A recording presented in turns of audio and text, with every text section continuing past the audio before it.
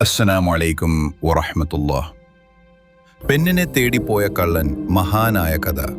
അദ്ദേഹത്തിന്റെ മകനോ ഫുലൈൽ ബിൻ ഇയാൽ റളിയല്ലാഹു അൻഹു ആദ്യകാലങ്ങളിൽ ഒരു കള്ളനായിരുന്നു. അദ്ദേഹം ഒരു പെൺകുട്ടിയുമായി പ്രണയത്തിലായിരുന്നു. ഒരു ദിവസം രാത്രിയിൽ അദ്ദേഹം ഈ പെൺകുട്ടിയെ കാണാൻ പോയി. മതിൽ കയറി ചുമരിൽ നിൽക്കുമ്പോൾ ഒരു വൃദ്ധൻ ഖുർആൻ പാരായണം ചെയ്യുന്നത് കേട്ടു. സത്യവിശ്വാസികളുടെ ഹൃദയങ്ങൾ ദൈവസ്മരണയ്ക്കും തങ്ങൾക്ക് അവതീർണമായ സത്യവേദത്തിനും വിധേയമാകാൻ സമയമായില്ലേ എന്ന സൂറത്തുൽ ഹദീദിലെ 16-ാം ആയത്താണ് അദ്ദേഹം കേൾക്കാനിടയായത്. അത് കേട്ട് മനസാന്തരമുണ്ടായ അദ്ദേഹം അവിടെ നിന്ന് കരഞ്ഞുകൊണ്ട് പറഞ്ഞു, തീർച്ചയായും സമയമായിരിക്കുന്നു. അങ്ങനെ അദ്ദേഹം അവിടെ നിന്നും മടങ്ങി. രാത്രിയിൽ ഒരു ഏകാന്തമായ സ്ഥലത്തെത്തി. അവിടെ ഒരു യാത്രാ സംഘത്തെ കണ്ടു.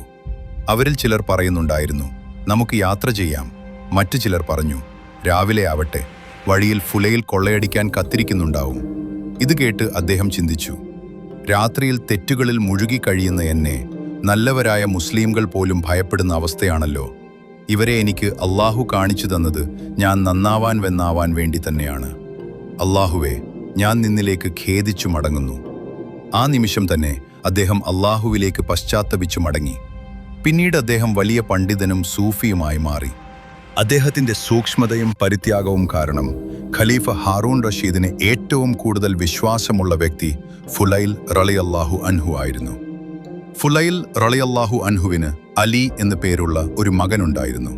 അദ്ദേഹവും വലിയ ഭക്തനായിരുന്നു. പള്ളിയിലെ ഇമാമായിരുന്ന ഫുലൈൽ റളിയല്ലാഹു അൻഹു തന്റെ മകനുണ്ടോ എന്ന് എപ്പോഴും പുറകിലേക്ക് നോക്കി ഉറപ്പാക്കുമായിരുന്നു മകൻ അലി. ജമാഅത്ത് നിസ്കാരത്തിൽ പങ്കെടുക്കുന്നുണ്ടെങ്കിൽ ഫുലൈൽ റളിയല്ലാഹു അൻഹു ഖുർആനിൽ നിന്ന് റഹ്മത്ത് പരാമർശിക്കുന്ന ആയത്തുകളായിരുന്നു നിസ്കാരത്തിൽ ഓതിയിരുന്നത്. മകനില്ലെങ്കിൽ ശിക്ഷയെക്കുറിച്ചുള്ള ആയത്തുകളും ഓതാറുണ്ടായിരുന്നു. കാരണം അലി ശിക്ഷയെ സംബന്ധിച്ച ഖുർആൻ വാക്യങ്ങൾ കേൾക്കുമ്പോൾ ബോധരഹിതനായി പോകുമായിരുന്നു.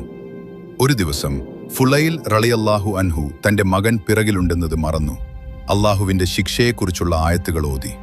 എന്നാൽ പിറകിൽ നിന്നിരുന്ന മകൻ അലി ബോധരഹിതനാവുകയല്ല സംഭവിച്ചത്. ശിക്ഷയുടെ വാക്യങ്ങൾ കേട്ടപ്പോൾ അദ്ദേഹം മരണപ്പെടുകയായിരുന്നു.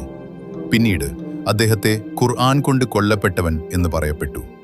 ഖുർആൻ വാക്യങ്ങൾ കാരണം പാപങ്ങൾ വെടിഞ്ഞു പുതുജീവിതം ലഭിച്ച ഒരു പിതാവിൻ്റെയും ഖുർആൻ വാക്യങ്ങൾ കേട്ട് ഹൃദയം പൊട്ടി മരിച്ച മകന്റെയും പോലുള്ള ഈമാൻ നമുക്കും അള്ളാഹു നൽകട്ടെ.